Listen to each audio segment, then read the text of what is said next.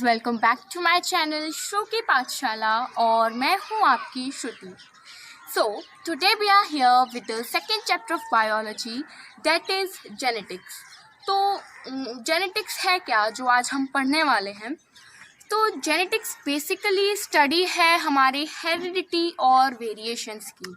Yes, यहाँ अब दो टर्म आ गए कि हेरिडिटी क्या है और वेरिएशंस क्या है। तो हेरिडिटी वो कैरेक्टर्स हैं जो हम अपने पेरेंट्स से हमको मिलते हैं। मतलब हमारी कहते हैं ना हेरिडिटी है, ये हेरिडेट की है जो हमें अपने पेरेंट्स से, हमें अपने पूर्वज से मिलती है और जो जनरेशन आफ्टर जनरेशन चलती जाती है। तो वो जो कैरेक्टर्स हमें अपने पेरेंट्स से मिलते हैं उनको हम बोलते हैं हेरिडिटी, क्योंकि वो हमने इनहेरिट की है अपने पेरेंट्स से। तो उनकी स्टडी है जेनेटिक्स। और सेकंड जो चीज़ है वेरिएशंस जो डिफरेंसेस होते हैं पेरेंट्स में और उनके ऑफस्प्रिंग्स में, यहाँ तक कि जो सिबलिंग्स में भी जो डिफरेंसेस होते हैं उनको बोला जाता है वेरिएशंस। तो अगर मैं ये किसी एग्जांपल के साथ बोलूँ तो मैं अपना एग्जांपल अगर लेकर बताऊँ तो मेरा स्किन टोन जो है वो मेरी मम्मा से मैच करता है और जो मेरी नोज़ है वो मेरे फादर से मैच करती है। तो ये हमने बता दिया कि हेरिडिटी है।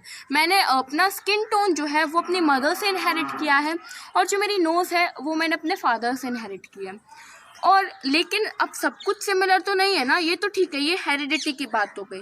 लेकिन अगर मैं अपने टॉकिंग अबाउट माई आई, जो मेरी आई शेप है, आई कलर है, वो ना मेरा मम्मा से मेरा मैच करता है ना पापा से, तो वो हो गई वेरिएशन। मैच करती हूँ बट डिफरेंट है, सिमिलर है but we are not same. तो ये होता है जेनेटिक्स, जो हम सिमिलैरिटीज़ की और जो हमारी डिसिमिलैरिटीज़ हैं उनकी स्टडीज़ को बोलते हैं हम जेनेटिक्स। तो अब जेनेटिक्स की बात आई है तो हम सर ग्रेगर जोहान मेंडल को कैसे भूल सकते हैं, क्योंकि he is known as the father of genetics. और अगर बोलूँ मैं कि इस चैप्टर में हमें जितना भी पढ़ना है वो सिर्फ हमारे मेंडल सर ने 3 लॉ दिए थे, हमें सिर्फ उतना ही पढ़ना है बेसिकली में। हमारे पूरे चैप्टर में उन 3 लॉ के अलावा कुछ भी नहीं है मेन में। तो sir Gregor Johann Mendel is known as the father of genetics. तो कमिंग बैक, उन्होंने अपने 3 लॉ पोस्टुलेट किए जिनको हम बोलते हैं मेंडलिज्म।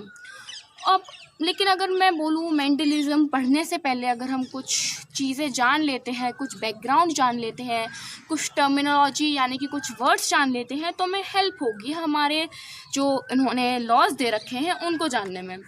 तो फर्स्ट इज़ कि मेंडल ने 7 इयर्स का एक्सपेरिमेंट किया था गार्डन पी पर। गार्डन पी या फिर हम मतलब वो जो स्वीट पी होती है, जो मटर होती है, उस पर एक्सपेरिमेंट किया था मेंडल ने 7 इयर्स तक। तो उन्होंने कुछ उससे कंक्लूशंस निकाले जो उन्होंने पेयर अप करके एक मतलब कुछ लॉस के फॉर्म में उन्होंने दे दिए हैं। तो फर्स्ट इज़ कि उन्होंने गार्डन पी को क्यों सिलेक्ट किया। हाँ, ये भी क्वेश्चन है, कुछ और भी कर सकते। तो उन्होंने 7 साल एक्सपेरिमेंट किया, तो सिर्फ गार्डन पी तो नहीं थी ना, कुछ भी उठा सकते थे वो नहीं, लेकिन गार्डन पी सिलेक्ट करने के कुछ अपने रीजंस थे। फर्स्ट ऑफ ऑल कि गार्डन पी की काफ़ी सारी वैरायटीज़ अवेलेबल हैं। गार्डन पी काफ़ी वैरायटीज़ में मिल जाती है, इसीलिए उन्होंने गार्डन पी को चूज़ किया। सेकेंड इज़ कि जो गार्डन पी होती है, जो हमारी स्वीट पी होती है, वो होती है सेल्फ पॉलिनेटेड। हमने पढ़ा है कि सेल्फ पॉलिनेशन क्या होता है और क्रॉस पॉलिनेशन क्या होता है।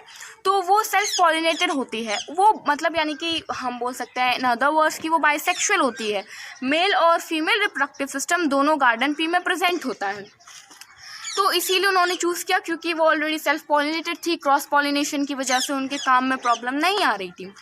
थर्ड कि अगर उनको सेल्फ पॉलिनेशन नहीं भी चाहिए उस पी का, तो वो पार्ट करस्पॉन्डिंग, मतलब उनको अगर मेल रिप्रोडक्टिव पार्ट नहीं चाहिए, उनको एंड्रोइशियम नहीं चाहिए, तो वो हटा सकते थे। अगर उनको फीमेल रिप्रोडक्टिव पार्ट नहीं चाहिए तो वो हटा सकते थे। उनको अगर मेल रिप्रोडक्टिव से काम है तो वो उससे काम कर सकते थे, फीमेल रिप्रोडक्टिव से काम है तो वो उससे कर सकते थे। तो ये उनके लिए काफ़ी सुटेबिलिटी हो गई। थर्ड कि अगर उनको क्रॉस पॉलिनेशन कराना था तो जो फ्लावर का साइज़ था वो काफ़ी कन्वीनियंट था।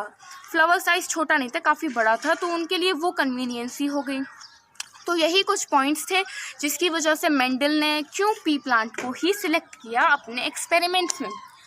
तो अब आते हैं कुछ टर्म्स जानने पर जेनेटिक्स के, जो हमें हेल्प करेंगे मेंडल के लॉ समझने पर।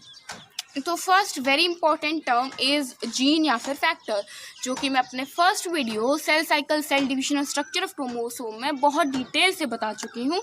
तो ये फैक्टर्स हैं जो ट्रांसमिट करते हैं पेरेंट्स टू ऑफस्प्रिंग, जो कैरेक्टर्स ट्रांसमिट करते हैं। सेकेंड जो टर्म है दैट इज़ अलील, अलील या फिर अलीलोमॉर्फ। अब यहाँ पर आ जाता है होमोलोगस क्रोमोसोम्स का कॉन्सेप्ट, क्योंकि ये जो basically first let me tell you कि जो अलील होती है ये होती जीन के पार्ट हैं, जैसे कि corresponding part, alternative part of gene, यानी कि होते हैं जैसे कि एक सिक्के के दो पहलू होते हैं, हेड और टेल, वैसे ही ये एक जीन के दो पहलू हैं। अलील मतलब अगर स्किन टोन की बात करें तो एक ब्राउन अलील का एक जीन होगा, सेकंड एक होगा मतलब फेयर का एक जीन होगा। तो वो दोनों एक क्रोमोसोम पर मतलब एक पार्ट पर लाई करते हैं अल्टरनेटिवली, तो वो होती है अलील्स। यानी कि अलील्स वो चीज़ है जो सेम कैरेक्टर्स को कंट्रोल करती हैं बट अल्टरनेटिव वे में।